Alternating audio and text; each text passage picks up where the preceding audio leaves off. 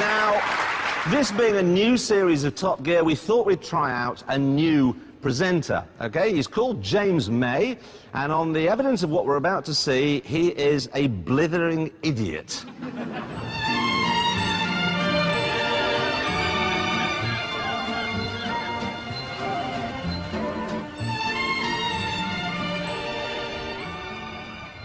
One day, probably in the dentist, you'll find yourself leafing idly through the small ads in the back of a classic car magazine. And you'll probably think to yourself, all that money I spent on a Ford Mondeo could have been used to buy something really interesting, like Mark II Inspector Morse style Jag, for example. An old Porsche 911. There are quite a few old Porsche 911s in here. Look, you could even have a Bentley. Mind you, you'd have to be a complete idiot to buy one of those. This one's mine. It's a T2, pretty much the cheapest Bentley money can buy. You can pick one of these up for 7 or 8 grand, but don't, because for that money it's going to be a complete bag of bolts.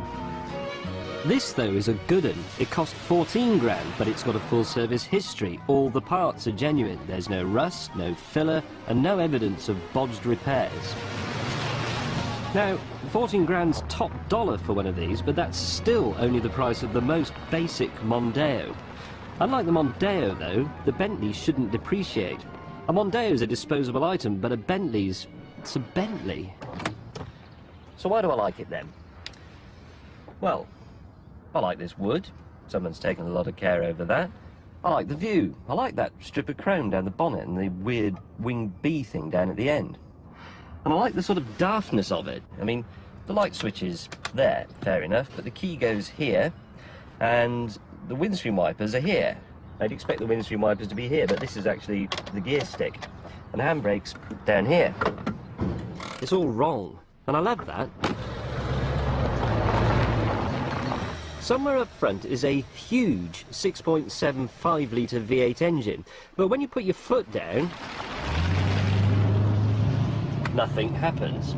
You get a bit more noise, and it might go a little bit faster, but on the whole it's a complete waste of time. You might as well just relax. Handling. I've got furniture that handles better than this thing. Watch. Absolutely nothing. So, it's rubbish to drive, I'm going slower than you, and yes, I look like a failed porn star. But I am in my own Bentley. Right then, a Bentley for Mondeo money.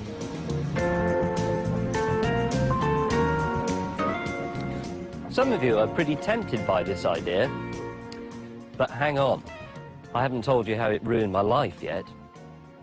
I said this car doesn't depreciate. But big deal. Who really cares about depreciation anyway?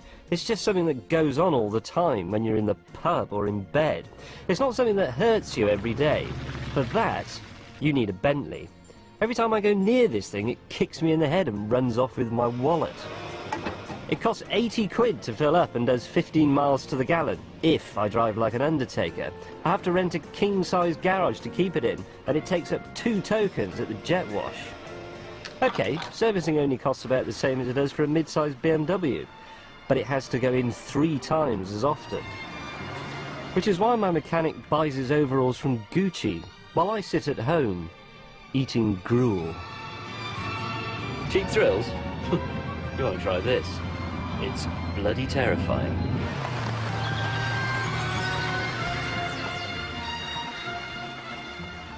It seems to me you could have done that film a lot shorter than that. Yes, it's, for the money you spend on a basic Mondeo, you could buy an old Bentley, like I did. Don't. Exactly. Don't go anywhere near it. It's a stupid idea, isn't it? It is. It's fine as a hobby, but this is my only car. You don't even have another car? I don't have another car. Well, how many sacrifices do you have to make? Going for a curry, having mates, having a proper car. In any form of life, and presumably it won't fit in your garage since you live in London. No. Well, actually, that's not quite true. The first 12 feet fit in the garage magnificently, even though I can't actually get out of the car. But then there are 2 feet on the pavement. Yeah, you don't want that. And then the last 3 feet are on the road and get a parking ticket. And if I put the whole car on the road, you have to pay the council tax, obviously. Because it's a house, really. It is. The thing is it's not my sort of car. But then we do differ, don't That's we? why I like it. Yeah, exactly.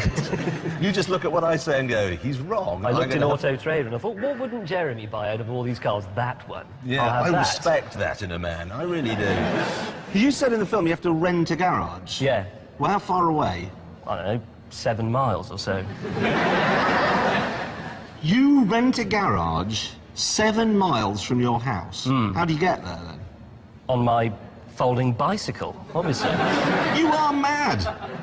You're just clinically insane running a car like this. I think you may be missing an essential point, though, Jeremy. Comfy, though, but this sort of thing. What like this? This is the one with the firm suspension, actually. No, is it really? Yeah, the it T is. is for firm suspension. It's got something rather preposterously called the Harvey Bailey Handling Kit. Harvey Bailey didn't know anything about suspension either, No. by the looks of things. Despite all that, I think, well, let's say, of all the cars in this studio, this one is actually the cheapest, No, isn't it? the Smart's cheaper. That's 30. It's £500 cheaper. You can have a Smart, Okay, well, which doesn't do this. this would have been cheaper. This would have been cheaper if I'd not felt sorry for the bloke who was selling it and haggled a bit more. Then That's I'd a have probably British got it. disease. It is a British disease. Well, I a very feel really British sorry car. for him, yeah. Am I right in saying this car is so cool that most people, by which I mean Jeremy, don't realise it yet? Okay, hands up if you think it's a cool car. Yes.